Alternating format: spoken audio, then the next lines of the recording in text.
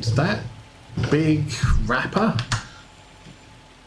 I don't know, maybe I just haven't done much bale wrapping lately, but it feels a lot more efficient than the bale wrapper was when it was introduced into Farming Simulator. I think back in, oh yeah, we're done.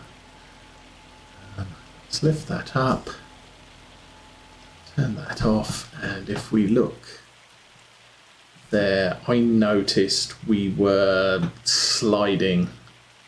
climbing up the hill. So I'm going to say the ground is now too wet for this guy to do his job. This guy?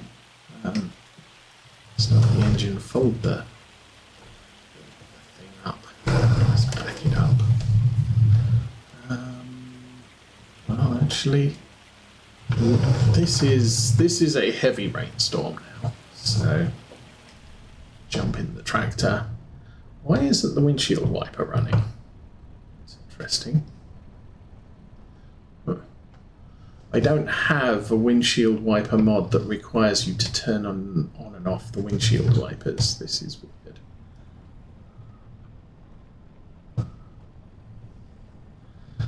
That's okay.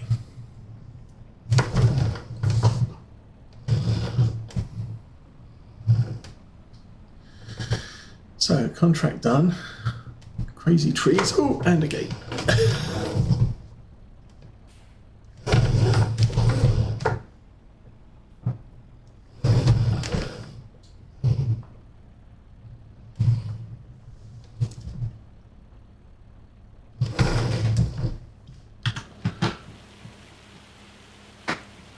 Those are some impressive trees, I must admit.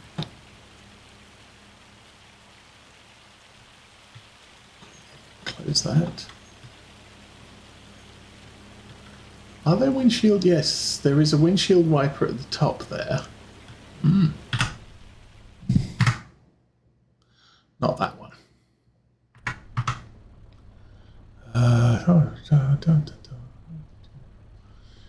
No, we'd advanced controls.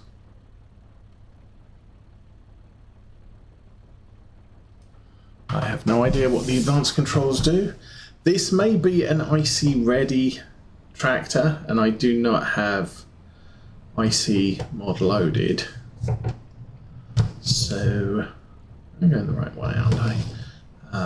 Which is why the windshield wipers might not be working. They might need to be turned on for this mod. I don't have the IC mod loaded that would enable me to do those sorts of things. That's okay. Job is done. Is this the road? Yes, there's the pond. Oh, try not to fall in the pond. I'll take this back to the yard.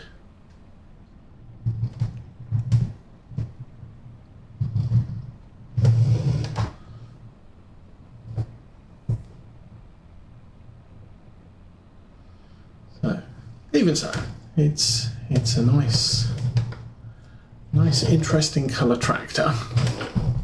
Oops. It did not come with the reverse steering, but it did come with the back window. Don't ask me why. It's a really weird thing not to have with a thing that you have to have, or that it came with.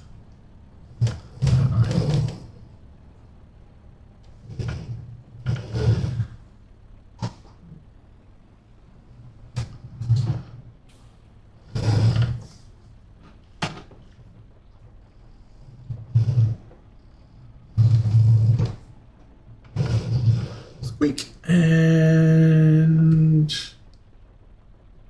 disconnect. Yay. And off we go. How are we doing? Almost no diesel used, almost no maintenance used. Put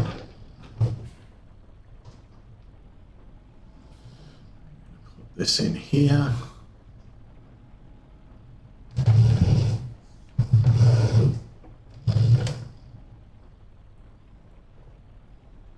Crashing into things. We have a look at what we're crashing into. Oh, I am way up against that wall, so let's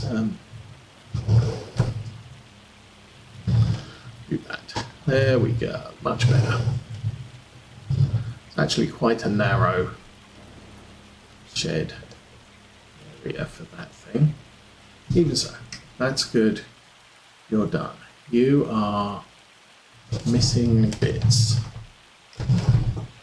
So as per usual with this field. Oh, they've also changed. That was the other thing that was in the patch this week. Was they have changed it so that driving on grass, it's something about rough ground and what have you, but basically in the past I've been intentionally driving on the grass that hasn't been cut yet, because otherwise the tractor can get a bit bogged down in the windrows. But that's all changed, and we should now be able to run down here,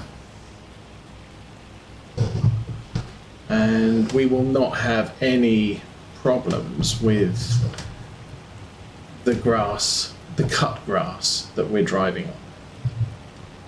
It's good. I approve this change.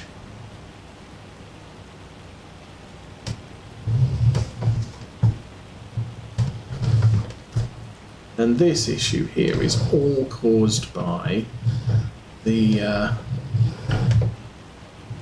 power line running through the fields. So I'm guessing all this missed bits of grass here are all down to hail damage, which knocked them back a growth stage and has left us with patches of grass that we couldn't cut this time. Now, next time we come to this field, those patches will be super grown, and all the bit that I've just cut will be all ready to harvest as well. This is almost like snow. What's the temperature? It's 13 degrees. It's definitely not sleet. At least it shouldn't be.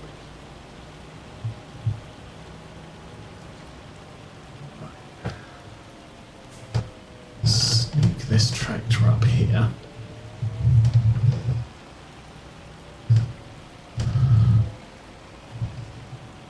Drive through the backyard. Why not?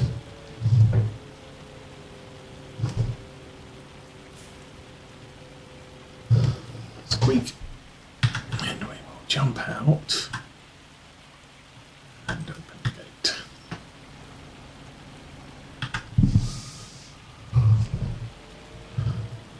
Drive this up to there. Stop. Now, I think in theory you can now. Current time is 10:45. And sleep till 12.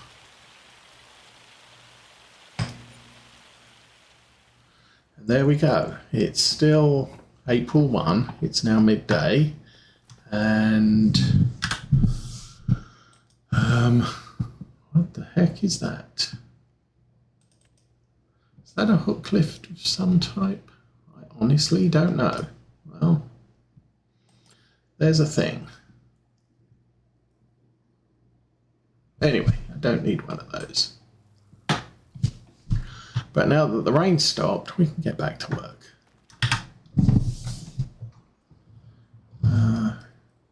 On.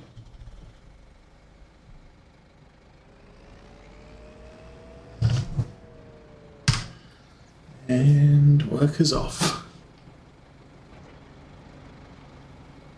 You dude, off you go. Back to this guy. I also want to check on contracts. Oh, we could get paid. That would be an awesome idea. Fertilizing contract, Weeding contract. Oh, you dude. I am so much going to do that. And we're going to do it with the hoe because you can do weeding contracts with hoes. You can't. I think you can also do hoeing contract with weeds. I don't with a weeder, and I don't know how that works really. But anyway, so that was the contract that I saw yesterday or last month, and didn't action, which is weird because it's a weeding contract. So those weeds should now be too big for the weeder. But anyway, not to fuss too much about the strangeness that is Farming Simulator, and just, hey, the contract's there, I'll do it.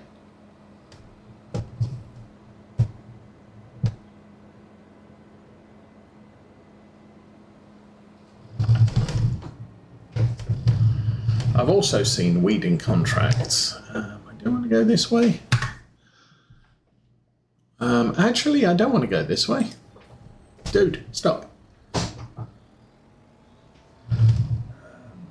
Yeah, I have actually seen weeding contracts on fields that have big weeds in them, and you end up with, you've weeded the weeds and got paid for the contract, but there's still weeds in the field because they're too big.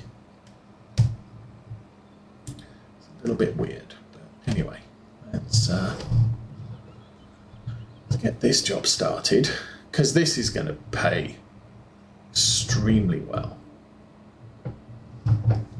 Now obviously the thing is, the only mower I've got at the moment is the single rear, and it costs quite a bit of money to buy a big one.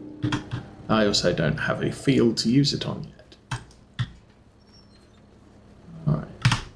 That's good. Get you in there. And press that button. AI worker. Work direction 0. 90.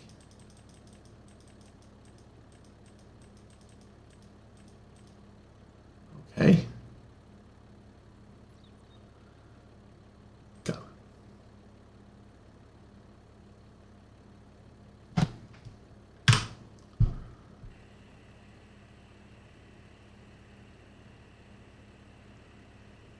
Let's see if this guy... Oh my. He's going the direction I expected him to go. That's awesome. Now the other thing here, okay, I've got him to do this. If we actually go and look at this field, it's planted with soybeans. Yes. It's growing, and that's the only thing on that field for growth state. And if we look here, it's fully fertilized, so we'll turn that off. There are no weeds on this field at all. Can't see weeds. So I have no idea what's going on there. I mean, there's no weeds on our fields either.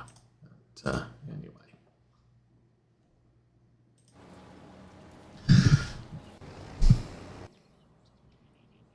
So the weeds don't show up until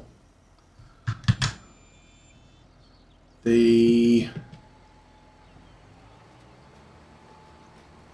green leaves in the field show. So, anyway, contract weeding is 1% done. So that's a good thing.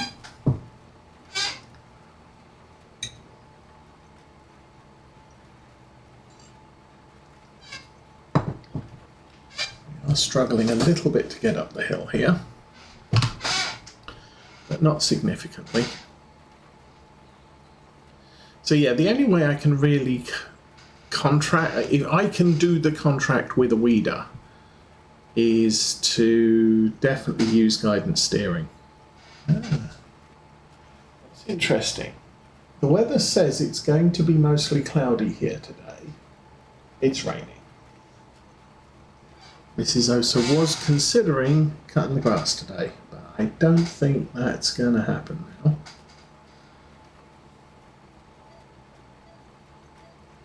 I am considering diving down into the basement after I've streamed here this afternoon and getting some... I've got a couple of bits and pieces to attach to the bottom of the baseboard, some wires to connect, and then I will be pretty much done crawling under the baseboard for quite a while. I've also started planning. I did announce this month I would like to get at least the skeleton of the station platform worked on.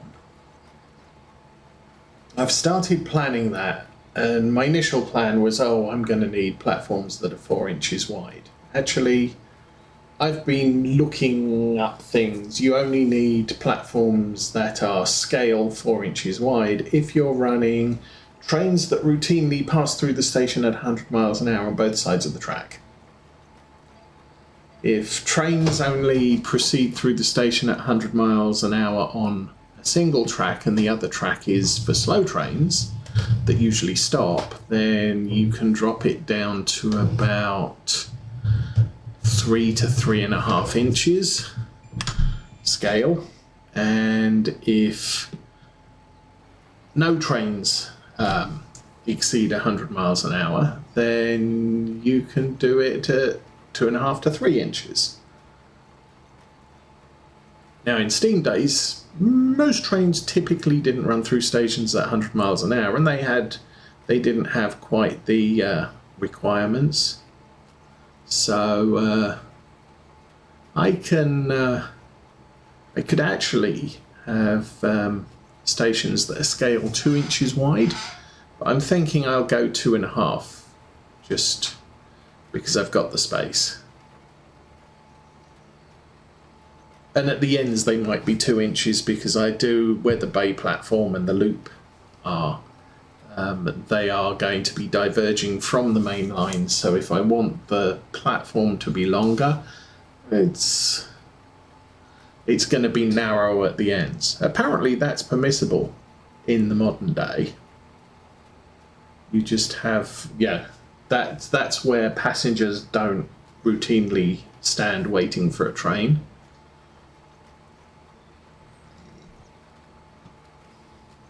It's where the driver gets on and off. Anyway, we'll see how that works out. Hopefully before the end of the month. But I also might... it's raining.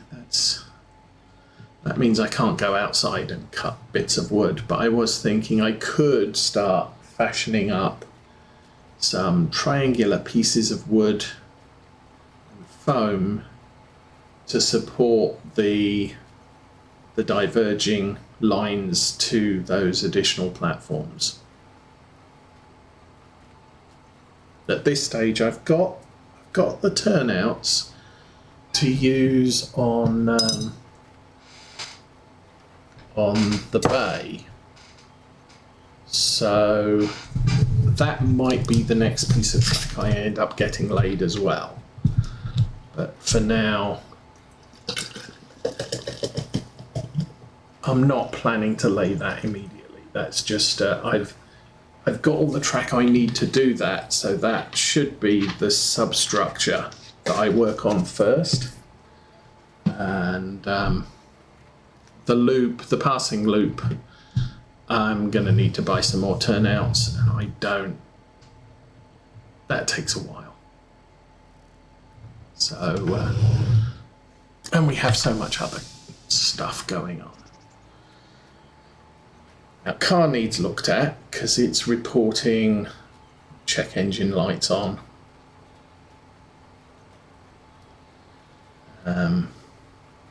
Then our air fryer broke yesterday. So we did a little bit of diagnosis on it, and it appears the top heating element and fan just failed. We've had that. We bought it 4 months ago.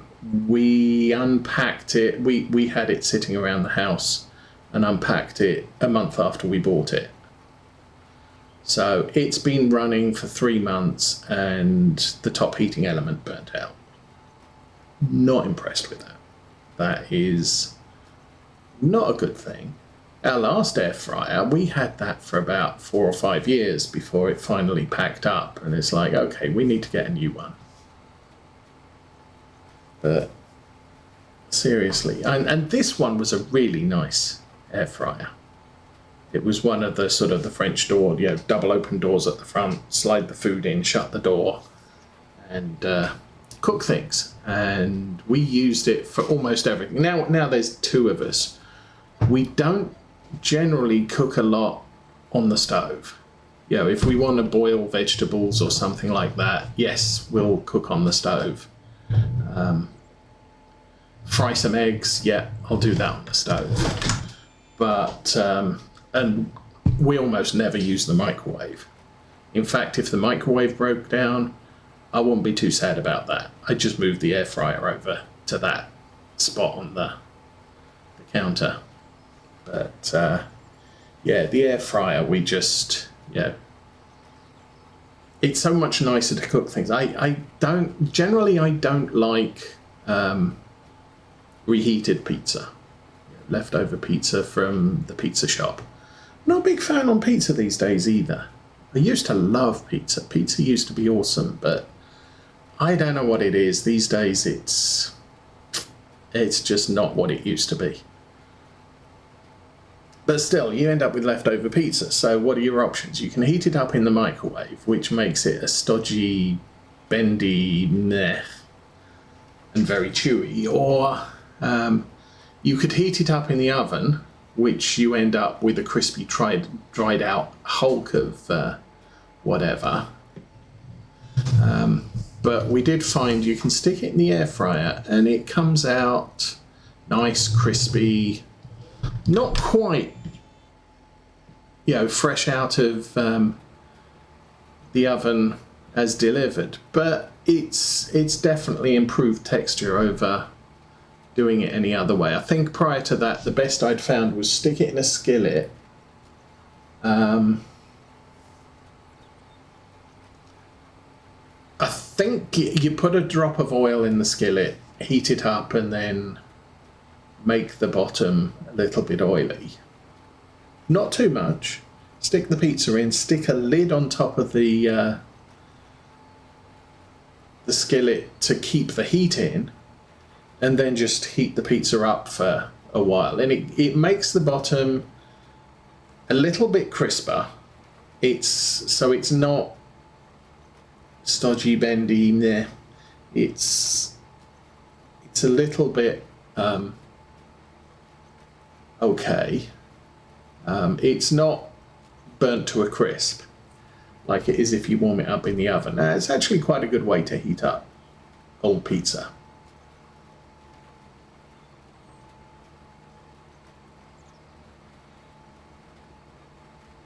But yeah, now we don't have the air fryer available. So Mrs. Osa's been investigating that. It has a 1-year warranty.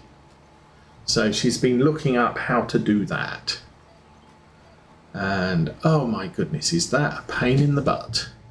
But while she was looking it up, she's found lots of user reviews that say, hey, I had this for 6 months and then the top element blew. So sort of, oh yeah, we had ours for 3 months and ours blew. Someone else was, the top element blew after 1.5 years, which not ideal. I kind of expect my equipment to last a few years and not just break after 2 months. But back in the day, manufacturers would stand next to their equipment and sort of, there's a 2-year warranty, there's a 3-year warranty on this. If it breaks before then,